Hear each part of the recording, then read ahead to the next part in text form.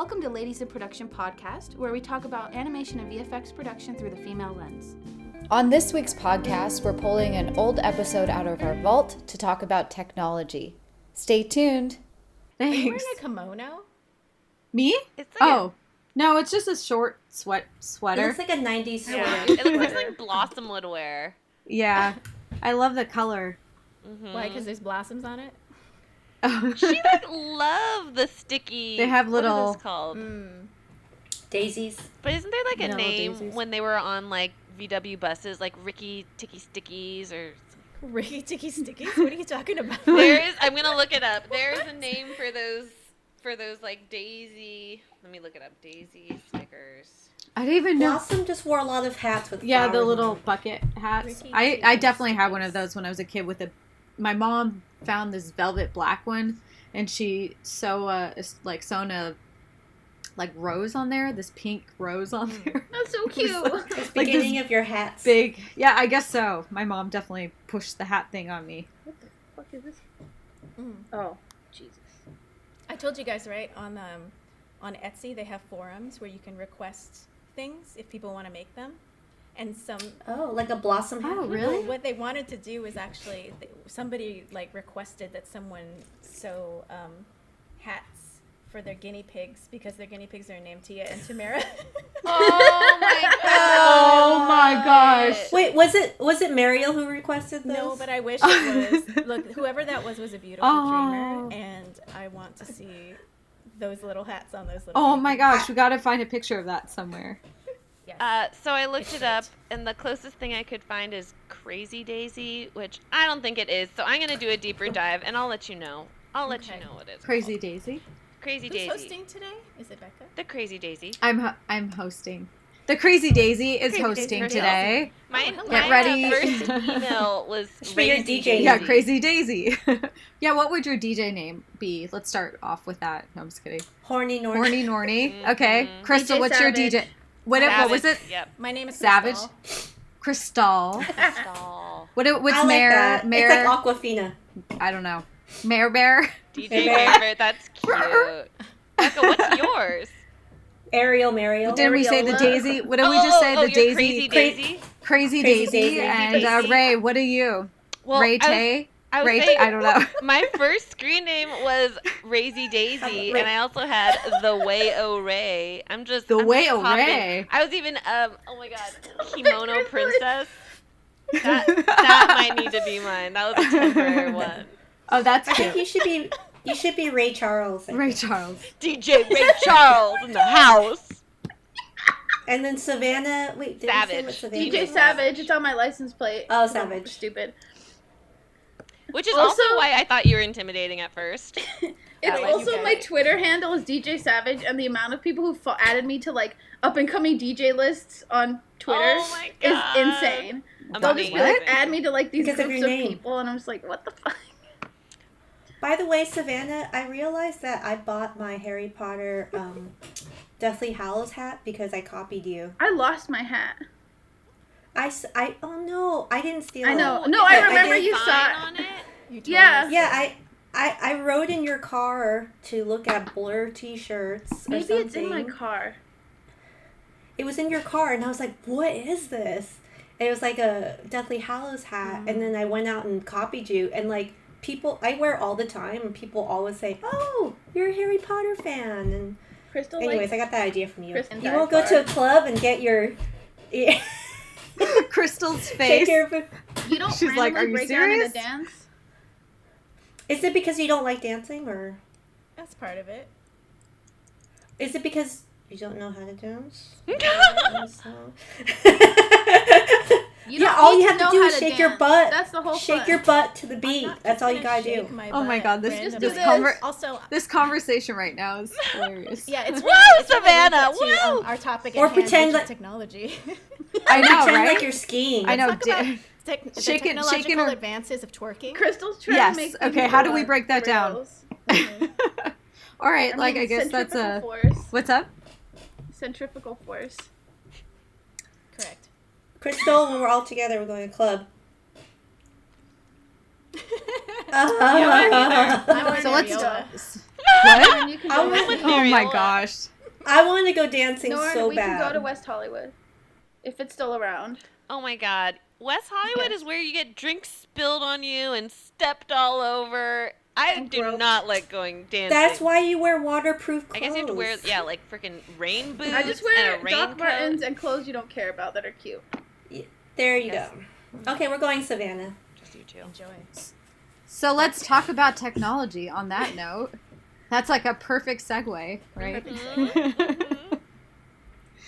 All right, so this week's episode is my favorite episode, obviously, because I am in technology. And I've always been someone who was really into math and science, and I also love the arts. And I thought, hey, how can we combine both? So I found myself in an industry where I'm doing both, and I love it. And so, yeah, I'm really excited to talk about technology and especially how it impacts everyone in this industry. And depending if you're in production or depending if you're on the artist side. So I'm really excited to talk about it. So I guess I wanted to start, I really liked what we did when we were having our, full life cycle of the production episode. So I thought it would be great if we could go each by department. And so I thought we'd start with Ray and to talk a little bit about how technology plays a part in your day-to-day. So I am excited about this episode because I feel like I am tech savvy and somehow I've become like the IT person of the department just by default. Because my position and every show I've worked on, I've had to learn new systems. I've had to learn different cloud storage that they want to do, different levels of security, buying a server, how to back it up. And I end up learning a lot of these technical things and talking with the IT department so much about setup that it kind of becomes somewhat of an expertise. And then, yeah, I guess the thing that's challenging for me is like each production or studio has their own set of tools, customized tools for security or just whoever they made their deal with, whether it's like box.com or Dropbox or Google Drive. So it's like every time, unless you're like at the same studio back to back, you're just starting from scratch again. You're having to learn all these new things. So I think like for me, technology, well, it's interesting because I feel like technology and security is a big part of my job. And it's something where it's like, Especially at Marvel, right? especially at Marvel, I'm just going to say like people like you and your department are building the tools for us to use to make sure everything's super secure and can't get hacked. Like, our cloud drive or whatever that we use for sharing is called Fifth Kind or Core. And I'd never used that before, and it's the Marvel way. So every Marvel show you need to like learn how to use this specific app, and it might not be applicable to any other company because I think it's Marvel's IP. And That's a really good point, actually, Ray, that you bring up. Like, do especially in your role, do you see yourself having to learn just different systems and tools every single time you switch from studio to studio? And how does that impact you? Like, do you feel like you get better and better each time? Like, what are the challenges? I mean, I come to expect it, and I also kind of for the first month, if it's something I've never done before, I tell my supervisor like, hey, I'm learning this too, so like bear with me. And it's not like I feel like reading about it and watching videos when it comes to like the kind of stuff that I use when it's like transfer stuff. It's not really like like artistic tools, like what Krystal and Norn might use more so, where you can watch people using it to kind of get familiar with like, shortcuts and things like that. But for what I have to learn, it's like I have to learn by doing. And it is really frustrating because there are times where it's like, I don't know the answer, but I feel like... Do you have tips for people who maybe are wanting to get into this industry and are especially interested in what you do? Do you have tips on how to, or what certain softwares or different tools? Well, because it is a big part of your job. It's a big part of all of our jobs. Yeah. And so people have to recognize that. I guess, yeah, the one standard tool that every show, you can use is the Adobe Suite, like knowing Photoshop, Bridge, even Illustrator, and what's the other one? The presentation. InDesign. InDesign, that one. I forget it because I haven't learned it enough. But that's like one of the those were the first tools I learned on the job, making gift certificates for a rich family, and like that's how I learned Illustrator, just by doing. And then I got into the art department. No one uses Illustrator. Everyone uses Photoshop. I had one of those horrible experiences where I laid out a page of reference and I had the pixel ratio wrong, and everything I laid out was blurry. Because in Illustrator, you don't have to set things, like, so a lot of what I do is learning by mistake and learning by doing. But you wouldn't expect someone who has more of, like, this production-y job to need to know how to use those tools. But it ends up coming in handy a lot if you know or if you're familiar. Because it's like, oh, can you just change, like, can you put work in progress on this? Or can you take this video and turn it into JPEGs? Like, just those little technical things. It's not really like a part of like what my job description is, but it ends up being like you're the useful person. Exactly. Oh, I was gonna say another thing too is like it's kind of more research related. Is like start to get to know like Clip Grab and like apps that you can use to download reference off the internet. Like just those kinds of resources too. You can use. It's like this is your own tool set you can take from job to job because you might not necessarily use the same stuff you've always been using. Exactly.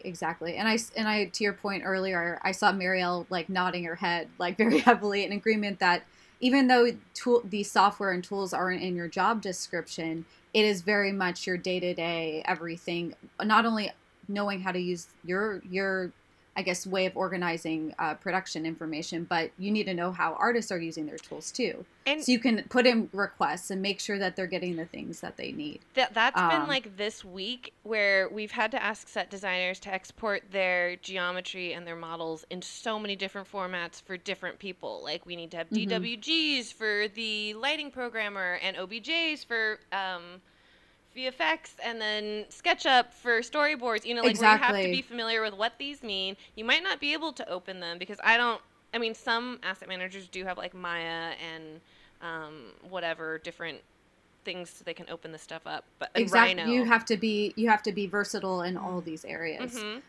So Mariel, so switching gears a little bit, so we're starting with pre-production, now we're thinking about production, and from your perspective, what advice or what tools or software you're using on a daily basis that impacts your job? Yeah, so in production, one of the biggest tools that we are using is something called Shotgun. And it's a tracking management tool set where we use it not only for arts, but also for shots, sequences, working with vendors. It's a great way to organize and track and manage all these thousands of shots that we're doing, whether it's in short films, features, VFX. And then another thing that we use a lot is actually Google Sheet or Excel. And I never thought I'd be someone to say that I love using Google Sheet because you're the queen. I love Google. I love Google Sheets too. So it could be your best friend if you understand how to use it. And I find that like Shotgun and Google Sheet is a type of a language. If you understand the backbone of the structure and the foundation of how it works, you could actually take it to your advantage and make it into something that's super efficient, where people could be a little bit overwhelming at first, looking at it, be like, I don't know what this is, like, how does it work? But if you just invest a little, it is the most comforting software that I personally like to use. That said, comforting. I love that. Comforting Software. Mariel, I want to ask you, Mariel, the whole Lipp podcast is based off Google Sheets, right? Yes, that's a good point. Yeah, the whole podcast, the foundation of this podcast is based off of Google Sheets. I feel like Mariel and Savanna made it together, right? We all collaborated. Oh, yes. I am simply a user. I wanted to ask Mariel though. So I was one of those people who's very overwhelmed with Shotgun, and I remember when me and Savanna were talking once, I was like, "Isn't it like Excel, but also like Gantt charts and like tabs?" And I don't like, So many I bells was one of and those people where I was like, whistles. I don't even know. And every show I've been on, like at the very beginning, they try to get me to do shotgun. And I'm like, I'm not VFX. I'm not I don't do that. You I don't sound like know an it. artist. Oh my God, guys, this conversation is cracking me up because these are the conversations that happen outside of my purview. Because like I only deal with like the day-to-day of like figuring things out for those people. But these are the conversations you're having like behind closed doors. Whoever made shotgun is a genius, but also did not know who he was trying to sell stuff to. Yeah. Exactly. It's too much maintenance, right? Is it like Not the made? maintenance. It's just the UI of it is so Exactly. built by someone who is so technical. Savannah hit the nail on the So head. That's the biggest issue. Like not Reddit. thinking about their user, which Yeah. production people can kind of get in there because that's kind of how our brain works. Like search, like we're good with that. But they but like creative people like pretty things. Like Yeah. that are I get aesthetically It's pleasing. not Which- I get so confused by Shotgun has looked the same for like what 10 years now. Like it's always looked the biggest literally the same my entire 6 years I've been using Can you teach it to yourself? Like, is that something young people can start practicing on? Absolutely. Yeah. So Savannah, do you want to talk? Yeah, I wouldn't. Okay, so I would say you can teach it to yourself, but you need stuff to process. I don't know if you could get the software. Yeah, you could. There's a trial. There's a trial. There's a trial out there that you can learn. But you have to like create stuff.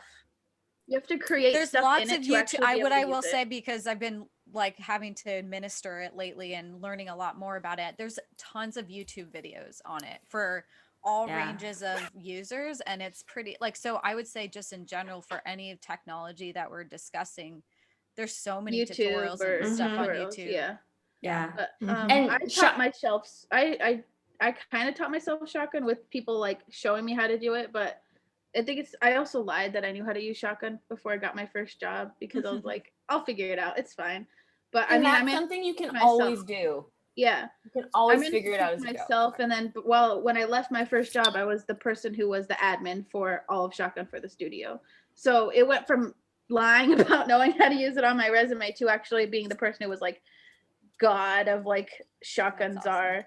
That's the thing about shotgun or anything in technology. It's always changing. So just, I think one thing to advise is that shotgun, you could use, to get one answer, you could have thousands of ways to get that answer. And then that's the terrifying part, is that there is no one way. I see shotgun more as like Android, whereas, you can modify however you like. The way that your brain works, you can modify it and so that it makes sense to you. Whereas like certain other things, it's like Apple, for example, or iPhone, there's only one way to get to your answer. Yeah, it's all about the problem solving. Like I feel like that's, regardless of our role, I feel like we all have to be good at problem solving, right? Like whether it's me being on the technology side, having to program or debug something, or Krystal, running into, maybe an issue in your system and having to like figure it out. We're all problem solving all the time.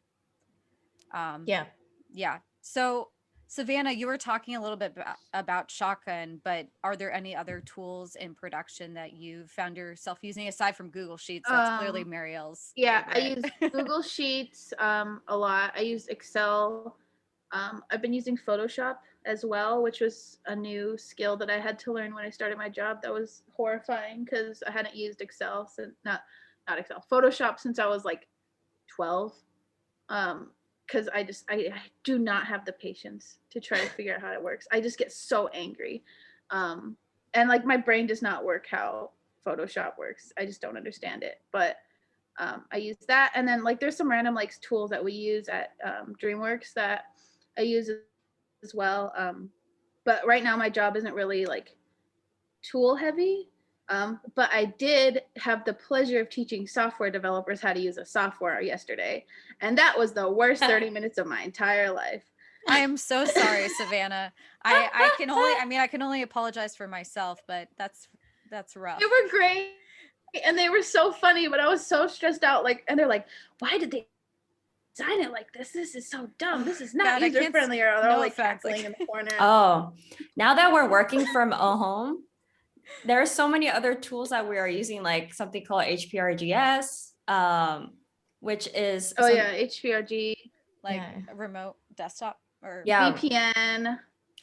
which I mean, it's kind of simple, but at the same time, it makes production side a lot more complicated of how to utilize things, you know? No, that's such a good Or point, when people Mariel. can't access Yeah. things Yeah. because so they're like, not logged in their VPN. Oh my god, just getting people set up on VPN. And there's it crashes so many their main levels. computers. Yeah. Oh. Like the added support for that kind of stuff just like quadrupled because there's so many layers now and how you're interacting with people in so many different systems. Yeah. So I guess on that note, Krystal, I'm you're working from home still, but how has COVID impacted the way that you're working and using technology in that sense? Well, I am actually back in the office since There you January. go. Never mind. But I was I was working from home for most of 2020. I think it was March until January I was working from home. So yes, the RGS thing was a huge undertaking to get everybody, online and working as soon as possible, as soon as everybody went into lockdown. And they did a really great job with doing that. So as far as like getting remote desktops, getting, all of our internal like email and our, like the company I'm at now, we use Microsoft Teams and the Microsoft suite of, same as Google Sheets and spreadsheets and all that stuff, but it's all the Microsoft stuff. And making sure that that's secure as well. So we had password protection and two-factor authenticity on the phone every time I would log in, just to make sure that everything's as secure as possible. And yeah, I mean, that was the biggest thing. And then, I mean, just personally, I think all of the programs were pretty much the same other than those remote ones. And the only thing that was like a really like difficult thing to get our heads around was the fact that we don't have a physical machine next to us.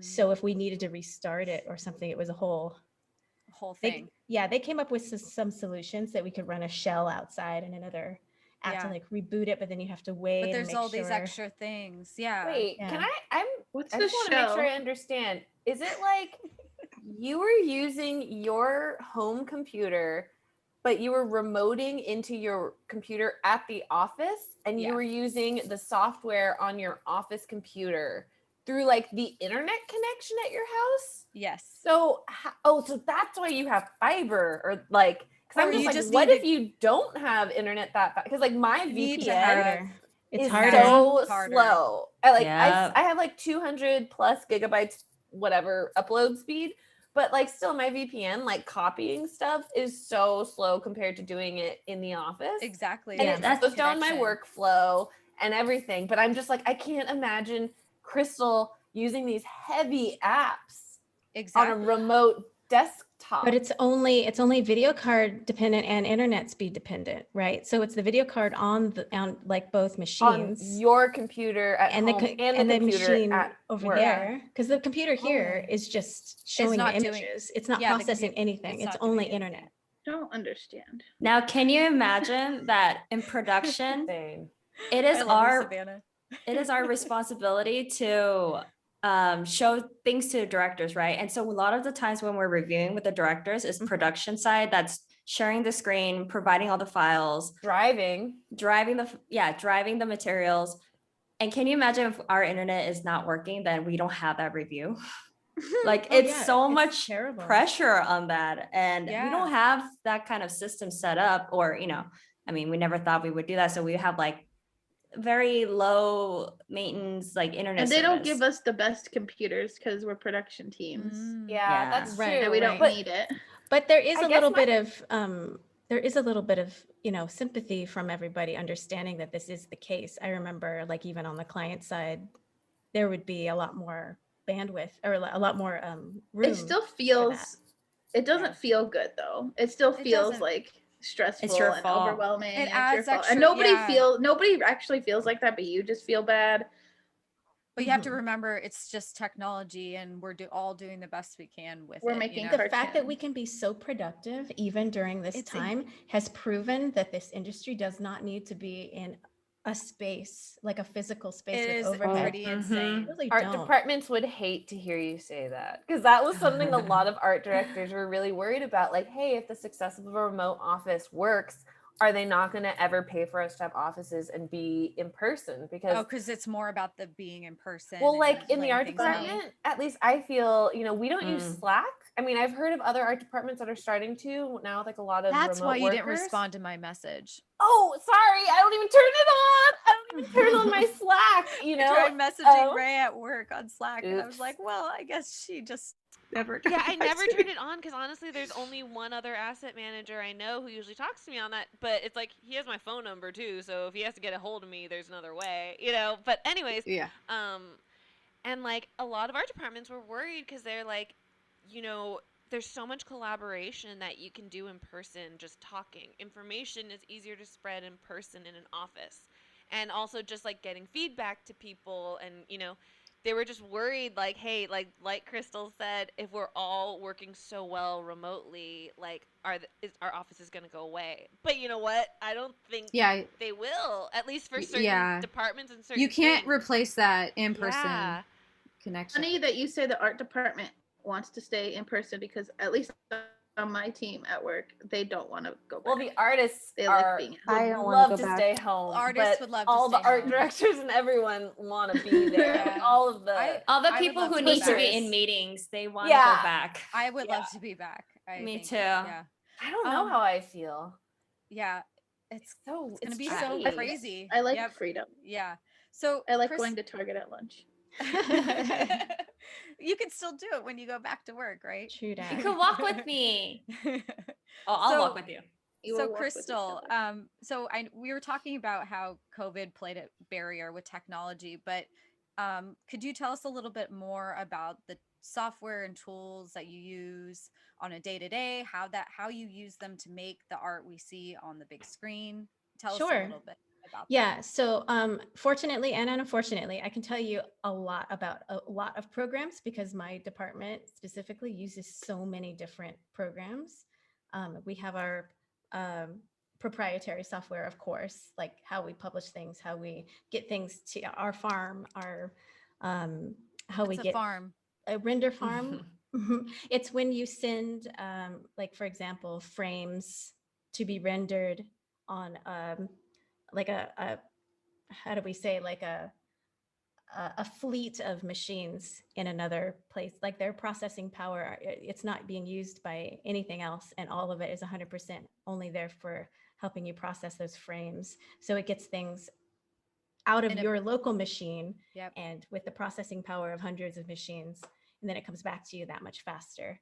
Because otherwise we would wait around forever for things. And that's like multi-processing. That's multi-processing. The data centers that have those towers of drives, pretty much, right? Yeah, that's the farm.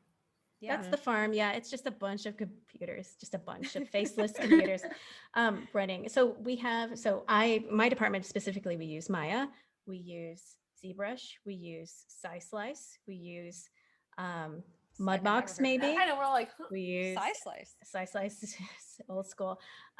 Very specific uses for that. It's very old. We have UV layout. We have Substance Painter. We have Mari. We have God, what else do we have? So many. So there's like so many programs. And that's majoritively for like modeling? Yeah, because here's the problem. Like, you can just work in one package.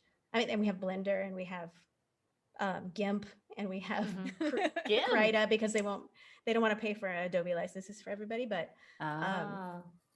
because usually we don't, and Nuke, we use Nuke to make our presentations for the client for reviews, and do like pre-comps, maybe stuff like that.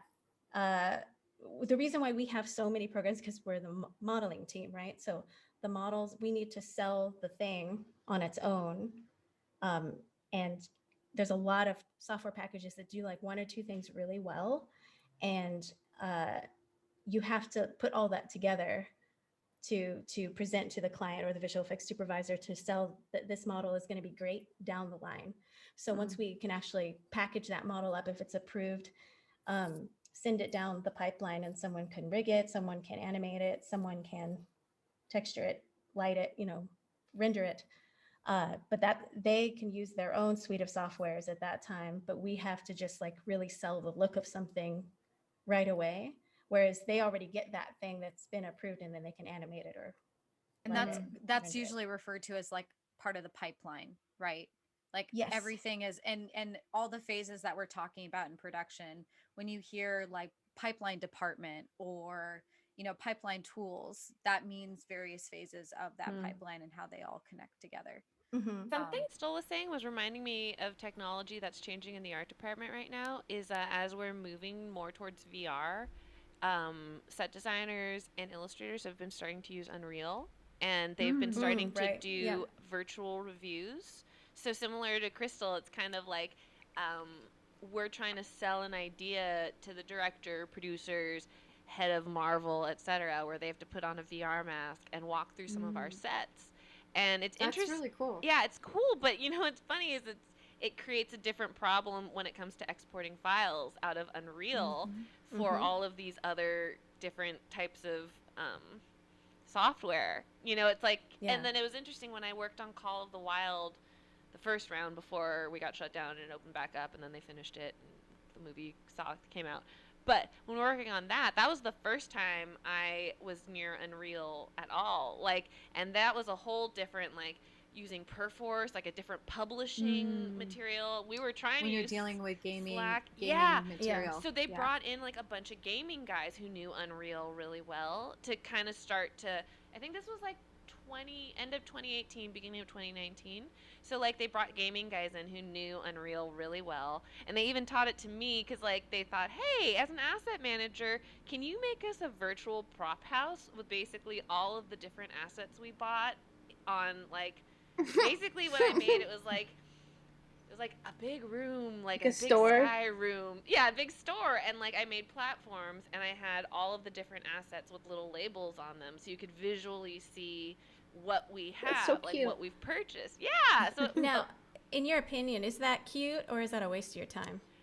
I liked it because I ended up learning Unreal. I learned by doing, and I had these gaming experts at my disposal to ask questions on how do I do this? How do I do this? And I ended up learning things that they didn't know.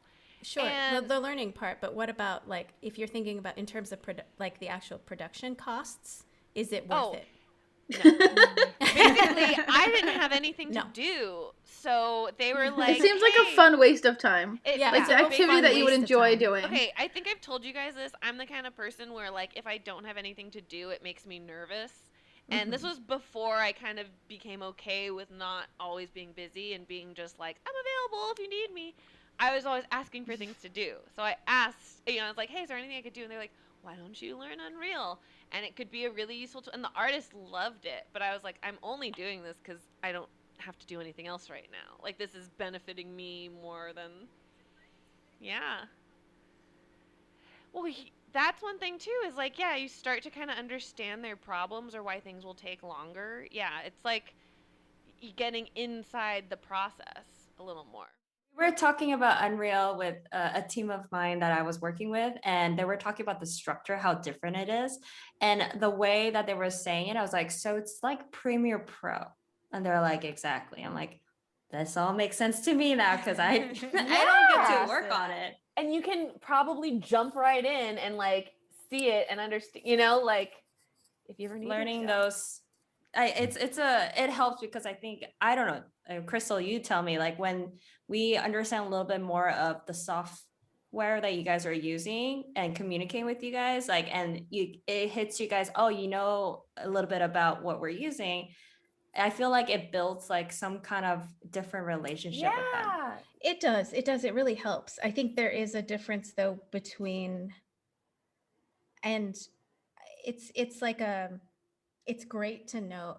The more you know, the better I think the relationship's going to be, because then it's not this, we're also not trying to tell you misinformation, but then I think both sides will get frustrated if we don't understand what the other one's doing or what the other one's communication. It's hard to explain to a production person why the same task seemingly is going to take weeks more than the same quote unquote task.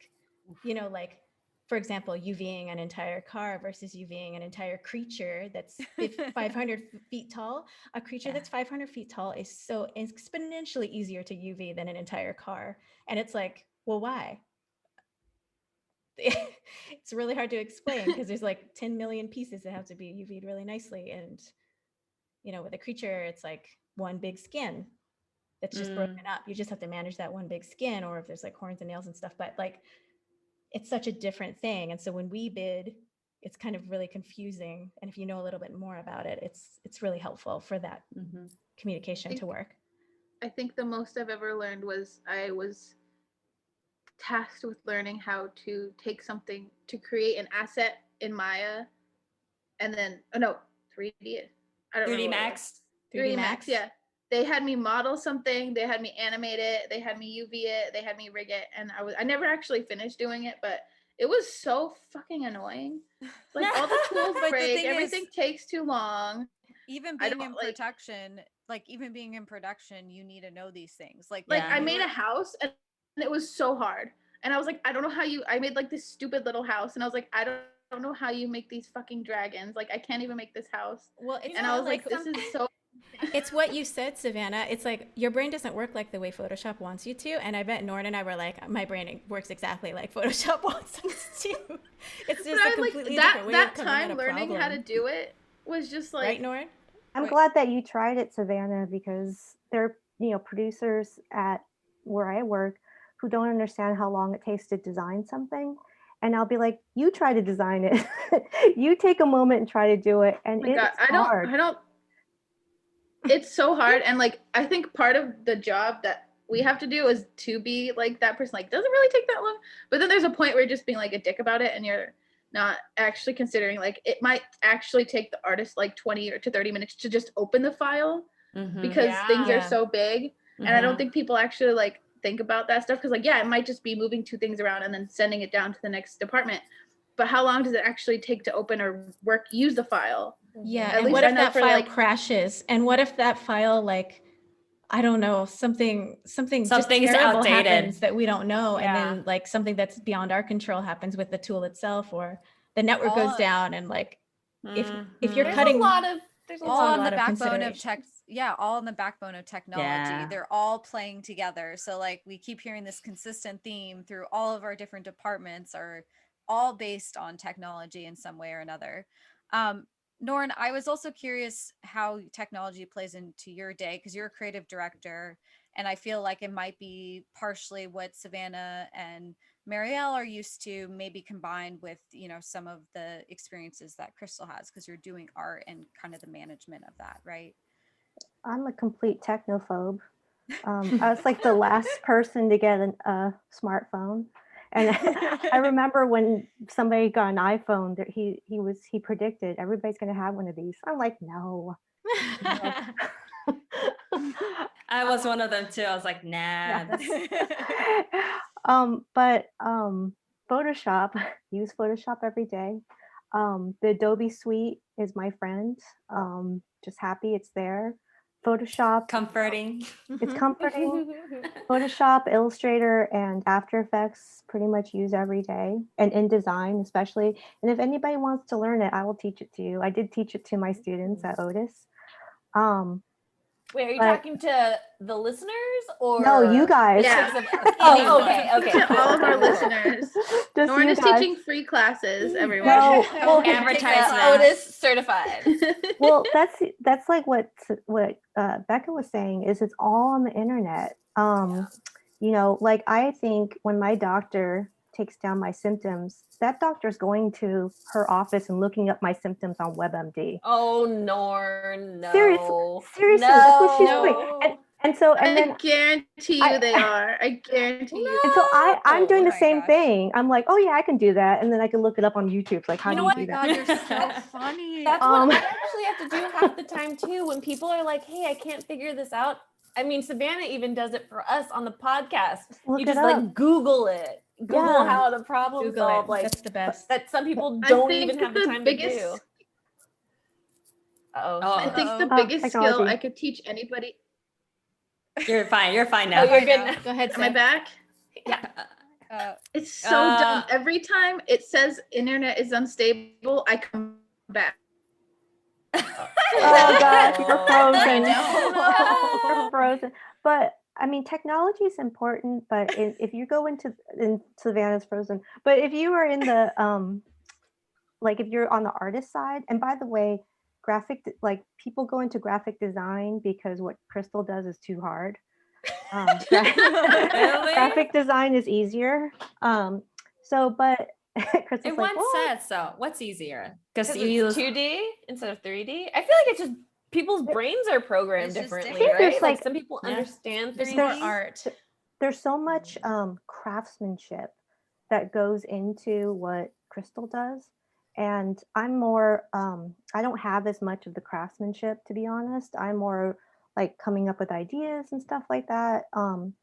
But when if you go into the artist side, the most important thing is to develop your eyes as an artist, to look at composition, to look at color, to look at line, to think about ideas.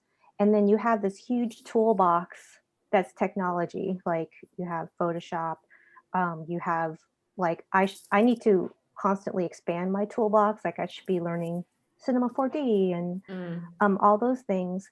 But I have to say, if you're interested in going into this field, all you young people out there, you could learn Photoshop on the internet. Yeah. You could learn Illustrator, InDesign. You could learn all those. It's just tools Hey, on Norn. the internet. Yes. I have a thing that my dad said about you. I remember when we were talking and you were like, I need to learn 3D. I need to learn. I've been saying Cinema that 4D. forever. Like you were saying, you needed to learn all these things. And I was like telling my dad, I'm like, Norn is so talented at what she does, but she still thinks she needs to be able to do everything. Like do what all of like these people who are below her can do, you know? And my dad was like, people in Norn's position, like once you're at the top, like once you're a director or producer or that type, you just need to be familiar with all of the different, you know, just kind of like how me, Savannah, and Mare, it's like, we just have to be somewhat familiar. We don't actually have to, like Savannah, build a house and actually use it. So you have to be able to like understand it enough to carry on a conversation. Exactly. I think that's kind of something. I agree with that, but I think it's also a growth thing. Like you just want to grow as an artist, and that's a way to help you. And I'm constantly learning things. Like the people I work with, they're super senior at what they do, but they're still looking up YouTube tutorials on how to do stuff. They're still taking class.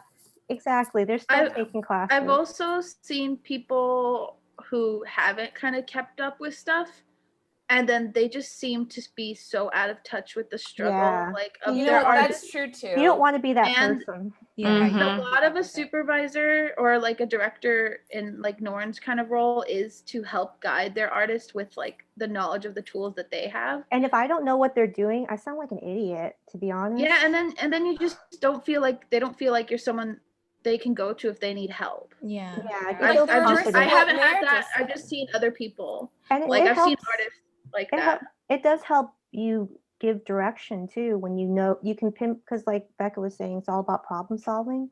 It's like this doesn't look good, but like you have to say it doesn't look good because A, B, and C. You have to give something actionable to help. You can't just say this looks ugly. Only way you can know that is if you know the technology and you understand what the artists are dealing with. Even though I'm not a master of that stuff myself, at least I can speak the language. That's where production. Oh, go ahead. That's where production. Oh, go ahead, Krystal. Sorry. This is Zoom. Third time's the charm. This is Zoom's problem. Zoom. Sorry. I was just real quick. I was going to say, Norn, like that's like the two different ways that leads run a department, right? There's the one where you're not keeping up with everything, and you just try to do your best with your eye and what you know with your experience, and you let the individual artists like do it individually. Figure it out.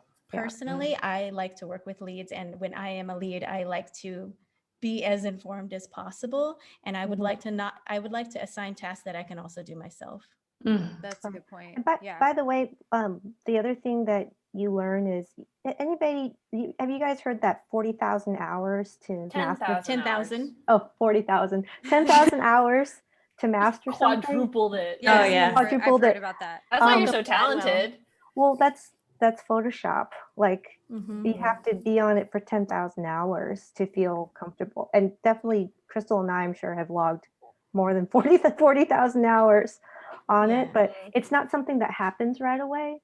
It's something that you have to use every day. And now, like Photoshop, InDesign, all those programs are like a second hand for me. Yeah, and You're even when they patient. do updates, Norn, I'm sure you're like, Which I there's this new thing, whatever. But like, I kind of understand what they're doing. Okay. Yeah, because you're you know the language and how they. Oh yes. Yeah. I the knew same as Photoshop. ZBrush.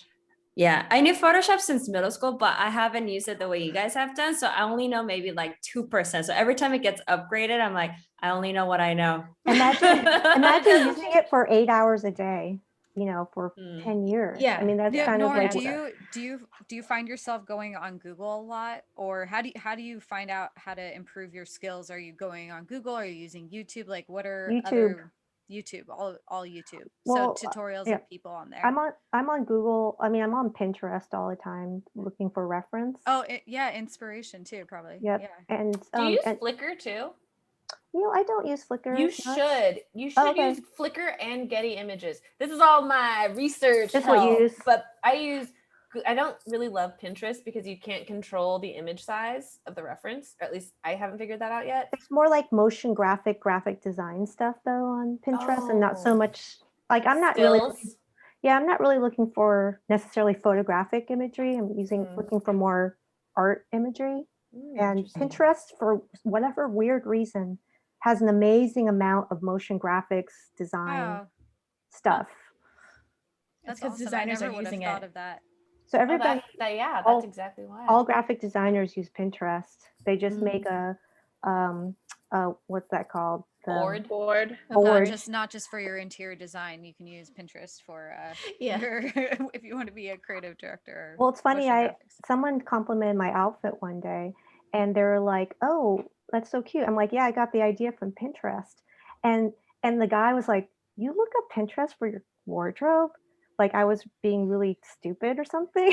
What? I was No, like, I do that too. What are you talking about? Didn't know you could look up clothes on Pinterest. Well, I think because he's like true. a dude, and he was like, "Oh, he would never look up Pinterest for like because he wears the same black T-shirt every day." Well, right. Then he's clearly not looking at Pinterest. Yeah, he doesn't know. It's not so doing it right.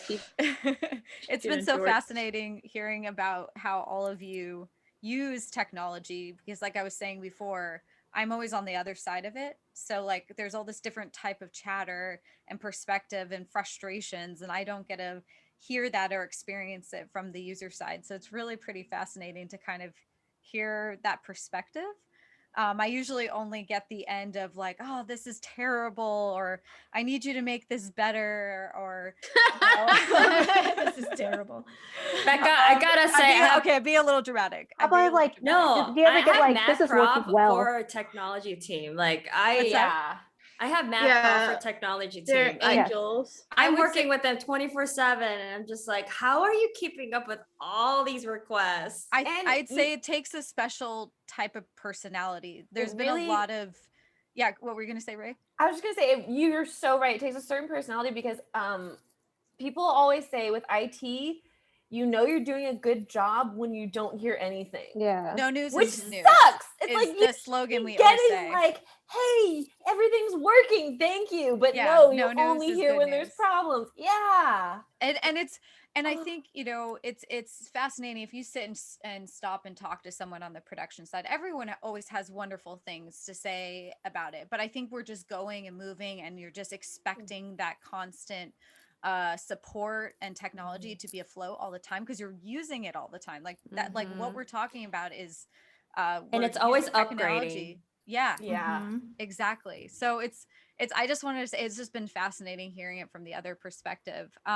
Obviously my day at work is all technology all the time, and it's not necessarily being an end user of those tools and softwares. It's more about thinking about how to connect them all together, or how to automate processes, make things faster, make things stable. So all of you are talking about like, oh, my file's taking forever to load. You know, there's ways and different approaches to actually improve that and make it faster, because our job is servicing the studio and really making sure that the creative process isn't blocked in any way. Can I You know, ask- that's we're a service to that. I feel like you guys are like the You go. I feel like you guys are like the engineers who built the bridge, and if like nobody dies on that bridge, like it's because of you guys. Whoa. Oh my god, That's I a just good got way. like a Yeah. picture of Yeah. technology being described as a bridge. Yeah. Bridge. I wanted to ask you, Becca, though, for your position, or like just from like the IT department, like coming from the end user, really like when it comes to security versus expedience, you know, like that's always a struggle that we have in production, because we want to do things the most secure way. And you guys are building tools for us to be secure. Like how much is weighted in like focusing on the security of a tool these days rather than on like, No, you know? ask that's like a wonderful question, and I feel like I'm excited because I love what I do, and it's weird to talk to people that are not in my industry, and I like nerd out about all this stuff. So so yeah, especially I would say especially at Marvel, Yeah. because security does play a very, very big part in our content.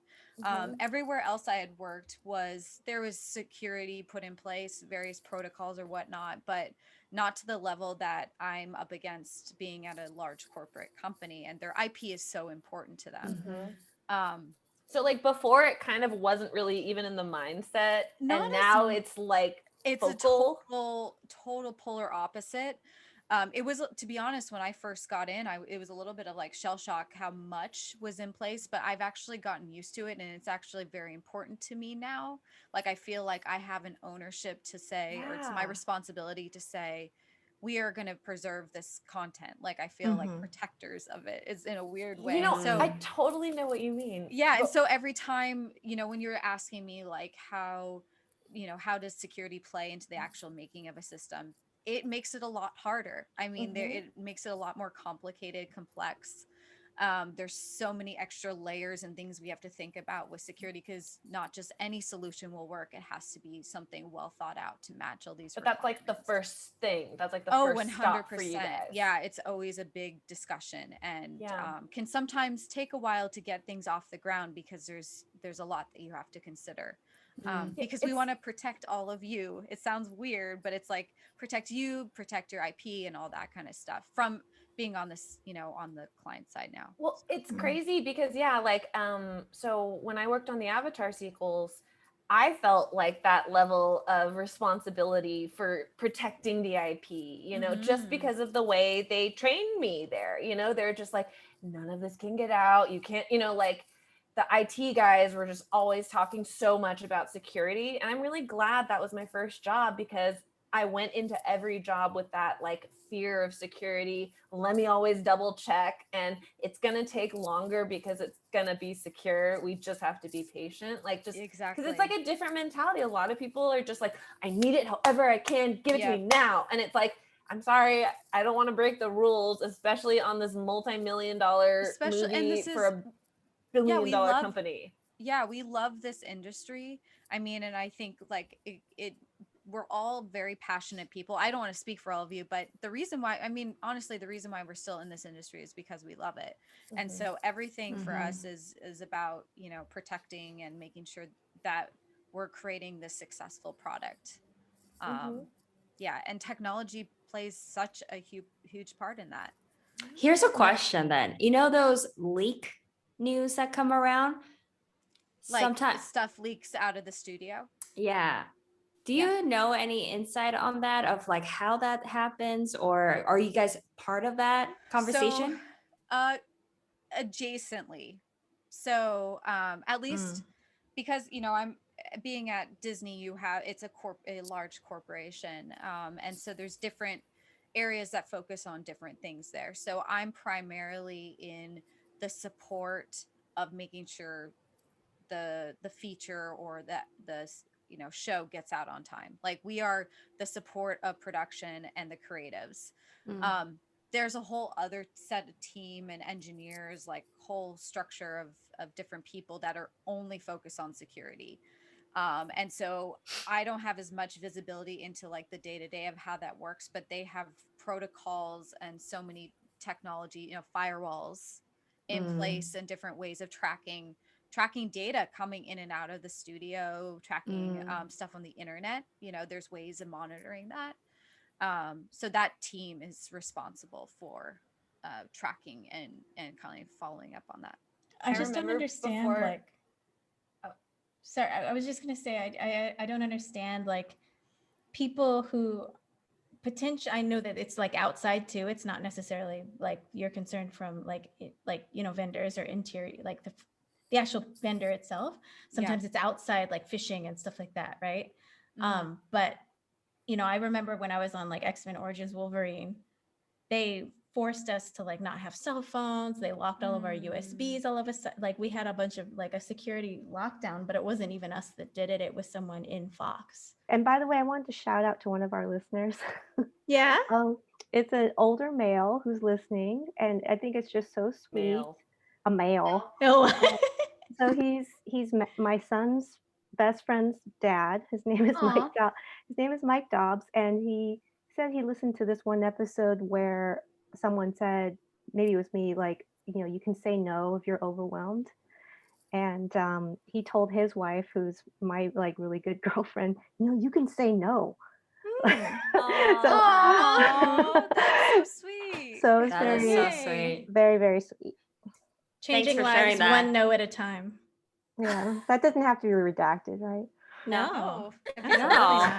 I mean, content has become such a big deal these days. Like, people like are just waiting, to find out the spoilers. Like, I don't know about you. I'm a fan of the products we make. Like, I love the MCU. And so I go on YouTube and we watch stuff to find out about the spoilers and stuff like that, because it's just fascinating. I'm a nerd. I love all that stuff. And so I think it's like everyone's like constantly watching and wanting to know what's going to happen next. It's exciting. So, I think, it's not out of malice. It's out of excitement. Yeah, it's to protect. In a way, it's they're advertising our own, That's projects. True. It shows that, it's good. A leak is the only reason that Deadpool 1 got made. Exactly. Really? So there is. Okay. Here we are. We just had like an awkward silence. Yeah. All right. So there's obviously lots of areas of Savannah's clearly losing it. I'm not gonna be able to take her. So technology plays such a big part in our day-to-day at work, and I obviously always love talking about it. I always love nerding out about it. I could talk about it honestly all the time. It's just fun for me. But hopefully you learned a little bit more from each of us, depending on the areas that you maybe want to go into in production. And, you can always reach out anytime. Lips out. Lips out. Bye. Lips out. Bye. For more information, follow us on Instagram at Ladies in Prod Podcast, or you can email us at ladiesandprodpodcast@gmail.com.